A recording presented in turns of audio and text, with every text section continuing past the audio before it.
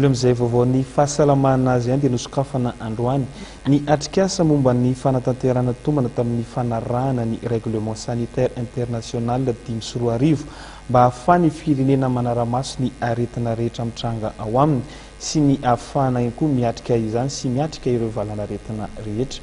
Jemima Radaniela sy Mamira Soanaivo Atrany no mitatitra ny vaovao.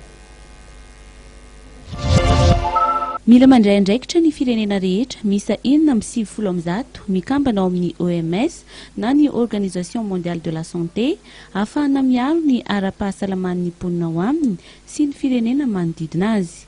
Natomboka androany ny fanaovana tombanezaka ho an'i Madagasikara tamin'ny fanarahana ny règlement sanitaire international 5 mba ahafahan'ny firenena manaramaso ny aretina rehetra mitranga ao aminy sy ny ahafahany mitsirika izany sy miatrika ireo valanaretina rehetra.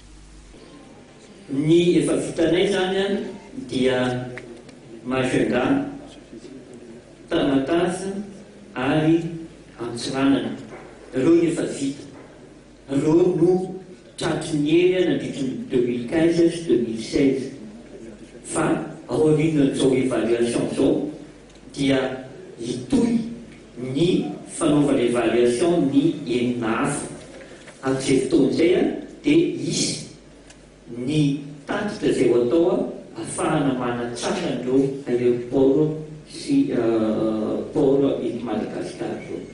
Zava-dehibe ny tombanezaka ahafahana mahafantatra ny fahafahan'i Madagasikara manaramaso ny aretina misy ao aminy dia ahafahana miaro ny mpiarabelona miaran'izao tontolo izao eo amin'ny aretina mety mifindra sy mora mifindra.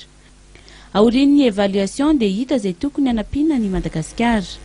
10 andro no anatanterahana ireo tombana ary risy ny fanatanterahana ny plan d'action amin'ny volana Jolay ho avy izao. Miara-misalaha amin'ny Ministeran'ny Fahasalamam-bahoaka ny OMS.